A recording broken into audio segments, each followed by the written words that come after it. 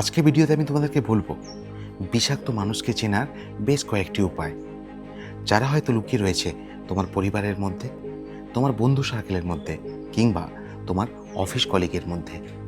তুমি এদের খুব সহজে কীভাবে চিনবে সেটাই তোমাদেরকে আজকে বলবো। চলো তাহলে শুরু করা যাক আজকে ভিডিওটা।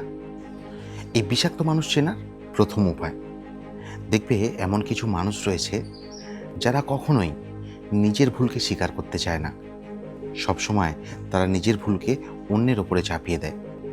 এই যেমন ধরো, তোমার কোনো বন্ধুর হয়তো চাকরি চলে গেছে, সে তোমাকে এসে বলছে, জানিস ভাই, আমার চাকরিটা চলে গেছে, আমার বসটা ভীষণ বাজে ছিল, সারাক্ষণ খিটখিট করত। কিন্তু সে এটা কখনো তোমাকে বলবে না যে সে হয়তো তার কাজে ফাঁকি দিত, কিংবা সে অফিসে ঠিকঠাক টাইম মতো পৌঁছাতো না, কিংবা অজুহাত দেখিয়ে সে বারবার ছুটি নিত, যে কারণে তার চাকরিটা চলে গেছে।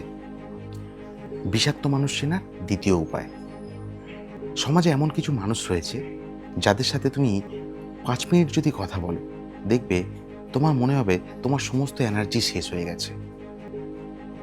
এরা কিন্তু কখনোই তোমাকে মোটিভেট করবে না। এই যেমন ধরো, তুমি যদি তোমার কোনো বন্ধুকে একটা গিয়ে বললে, জানিস ভাই, আমি একটা নতুন বিজনেস শুরু করেছি, সে সঙ্গে সঙ্গে তোমাকে বলবে, আরে এই মন্দার বাজারে কেউ ব্যবসা শুরু করে, তোর টাকাটা পুরো বরবাদ হয়ে গেল। তুমি কিন্তু ডিমোটিভেট হয়ে যাবে। তাই এই মানুষদের থেকে কিন্তু সাবধান।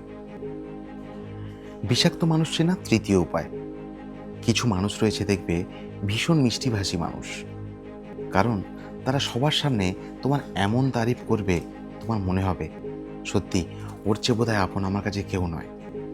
কিন্তু দেখবে তোমার পেছনে ওই মানুষটাই তোমার নামে নিন্দা করছে।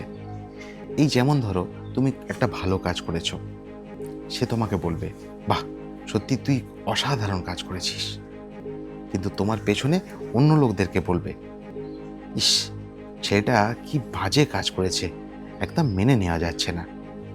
এদের থেকে কিন্তু খুব সাবধান। বিষাক্ত মানুষ চেনার চতুর্থ উপায়, কিছু মানুষ দেখবে তোমাকে ভীষণ হিংসা করবে।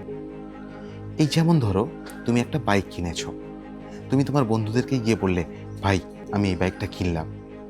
কিছু বন্ধু দেখবে তোমাকে বলবে, বাহ, বাইকটা ভীষণ সুন্দর হয়েছে রে।